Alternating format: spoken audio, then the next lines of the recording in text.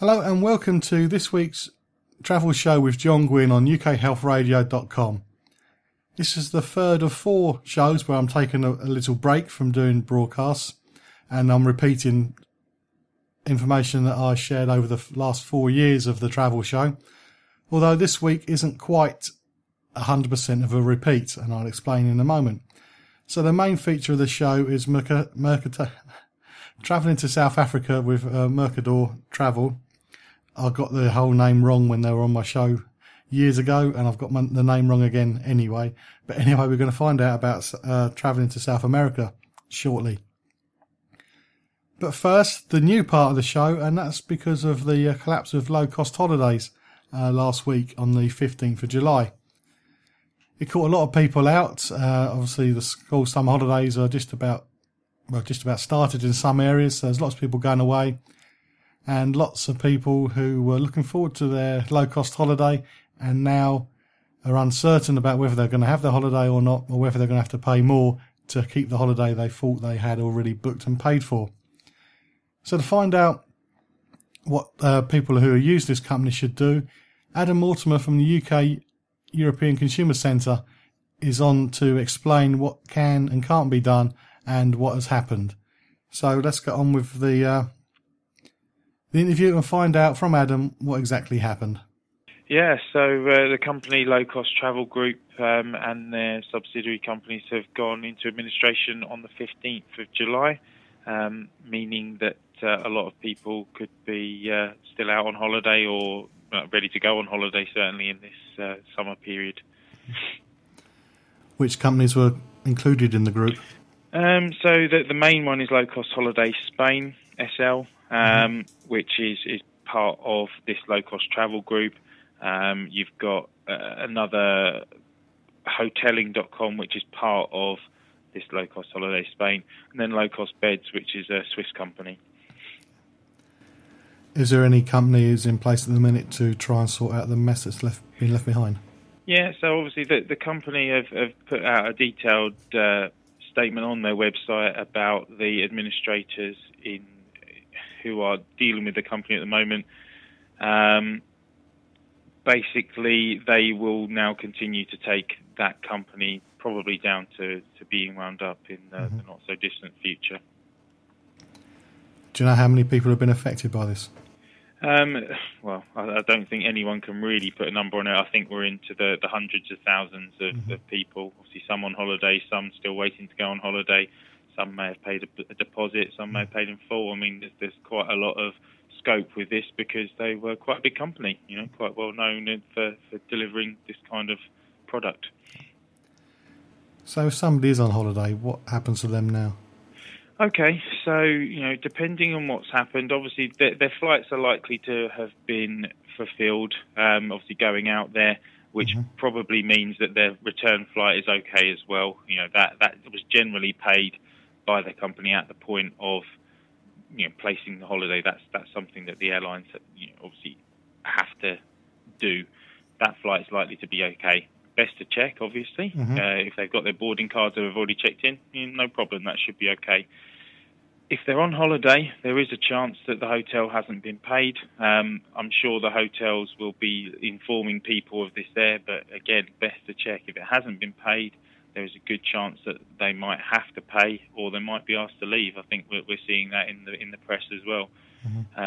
Just double check. If you have to pay, it might be that you have to do that to then make a complaint when you come back. If it's just hotels, then again, you're going to have to check with them to just see what they've got. If they've got any money from low cost before they went into administration, or whether or not you're going to have to pay to fulfil that contract with them. What about those who haven't gone away yet? We're just about to come into the school holidays, so there must be loads of people waiting to go away. What can they do? Yeah, I think you're right with that. Again, the same thing with the flights. If you've got the documents, it's likely that the flight is okay. If you haven't got anything, then you need to check with the airline. Don't just assume, because that's what's all out there at the moment in the press and the media. Do double check. They will tell you if you've got a booking, if it's been paid for. Don't forget that if you haven't got your travel like documents for the flight, it may mean that you have to pay extra at the airport to like check in. Some of these low budget airlines charge you more to check in, so it's worth noting that again there might be extra costs if you haven't got your online boarding cards or anything sent through at the moment, because they would have gone through low cost, and if you can't get those because low cost are not able to provide that at the moment, then that may cost you more. Same with the hotels. This might be a bit easier for you than being out there, because you can contact the hotel directly and ask them if you are paid or booked. If the booking's still available, you might be able to renegotiate a fee, or you might be able to then renegotiate another one in the area if there is no booking or something like that. The point you just made about low-cost airlines is something I don't think anybody else has mentioned. I've seen people at my local airport who have not had the paperwork when they've gone to the check-in, and it's cost them an awful lot of money just to check in because they haven't got the paperwork. So with a family of 4 or so, that could really build up. So I haven't seen that anywhere else. So that's very important. Yeah, definitely. It's you can't just assume that because you've got the flight that there's not going to be an additional cost. I mean, generally, most of these people are going to have their booking stuff already, but for someone that may have booked, a week ago, they might not have got all of that through yet. Yep. So it's just worth bearing in mind. Is there any fallback people can rely on, such as debit cards, credit cards, or travel insurance? Yeah, so now if we're going to get into the nitty-gritty of what people can do, there are a few things. And first things first, make sure you make contact with the administrator, because you need to make the complaint known to them so that you are in their pot of creditors. It's very unlikely there'll be anything for consumers at the end, but it's something which you should be doing as a matter of course, just to let them know who you are, your details, obviously details of the holiday you booked, when you booked it, what you paid, and that you were either out there and had to pay extra or the hotel wasn't paid going forward. You've then got a step on to credit cards. Credit card legislation protects you under Section 75 of the Consumer Credit Act for contracts between £130,000. So if a company goes out of business or there's a breach of contract, something like that, then you are protected via your credit card. So you should be making a claim to them.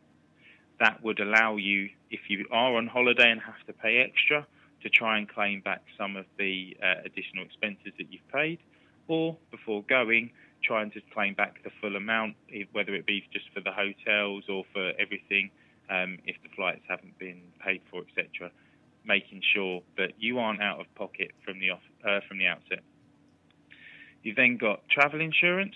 So, we are finding a lot of people are saying that this isn't covered in their travel insurance. So it's well worth checking on the policy that you have. If you have a basic policy, it might not cover you. If you have a better, fancier policy, then you might be covered for this kind of thing. So if you're unsure, contact your insurer. They'll be able to tell you. And the last thing is there is an organisation in Spain. Now, this will help you if you've got a flight and hotel only. So it's not hotel booking only, flight and hotel. There is a pot of money as a bond, because this company were based in Spain, of 1.2 million euros. Now, this is the Guinn de les Illes Balears, and that's like the administration of the Balearic Islands for travel agents.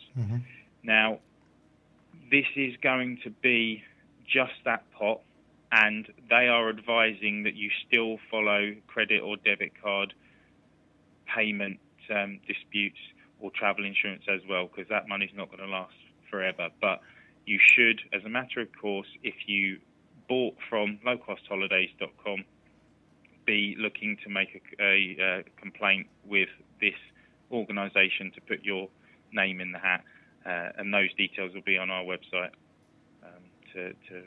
for people to find the email address and stuff for that too. Do you know if the claim has to be in English or Spanish? That will be okay in English. That's not a problem. Oh, good, because I suppose most people like me don't have a second language. No, it's. I think they've just released something in English on their press statement. So the company were based in Spain. they should have had some protection as that, and this is that protection. So this bond here, although in the scheme of things it's not massive, there might be some financial recompense for people that can't get it any other way. But it's like the administrators, you've got to contact them because that's just part of the course. I think this is the same. You've got to contact them as part of the course, otherwise you might miss out in the long run if nothing else happens. So how can the UK ECC help people with this? Okay, so it's very difficult now for us to do our bread and butter work. So in terms of contacting low cost, that's out of our hands now. We can't do anything. We can certainly advise people to the information that we've just gone through.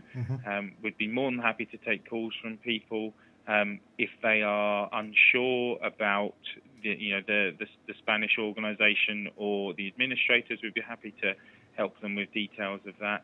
And likewise, if you need any specific help with contacting your credit card or debit card company, we'd be more than happy to give specific advice about maybe what to put in a letter or something like that.